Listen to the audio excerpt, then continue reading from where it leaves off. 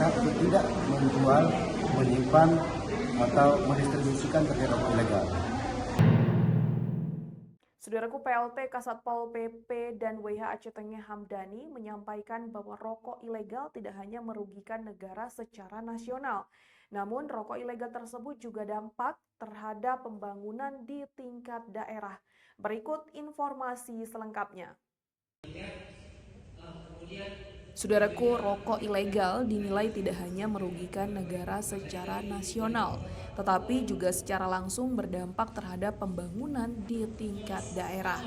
Hal ini disampaikan PLT Kasatpol PP dan WH Aceh Tengah Hamdani dalam podcast edukatif bertajuk Sinergi Gempur Rokok Ilegal bersama Tribun Gayo pada Kamis 16 Oktober 2025. Hamdani menegaskan bahwa dana yang dialokasikan pemerintah pusat ke daerah melalui dana bagi hasil cukai hasil tembakau atau DBHCHT dapat terancam jika peredaran rokok ilegal tidak ditekan.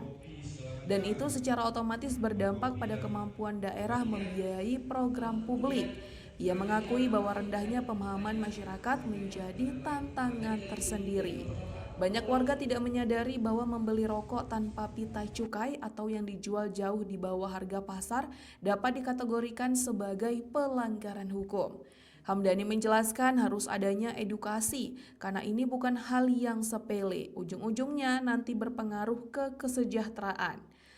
Kita buka rencana ya, dari 2022 kita sudah melaksanakan rutin kegiatan edukasi kepada pelaku usaha untuk tidak menjual, menyimpan, atau mendistribusikan terkait rokok ilegal. Salah satu bentuk kontribusi yang sangat dibutuhkan adalah keberanian melapor bila menemukan praktik penjualan rokok ilegal di lingkungannya. Dan jangan khawatir, identitas pelapor akan dijaga. Pelaporan bisa dilakukan melalui kanal resmi Bea Cukai atau dengan menghubungi perangkat desa setempat agar bisa diteruskan ke Satpol PP dan tim gabungan.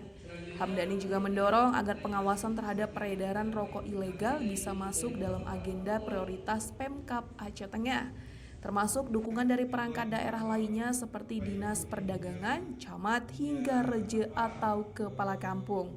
Dari Aceh Tengah, Alga Mahati Arah, Tribun Gayo.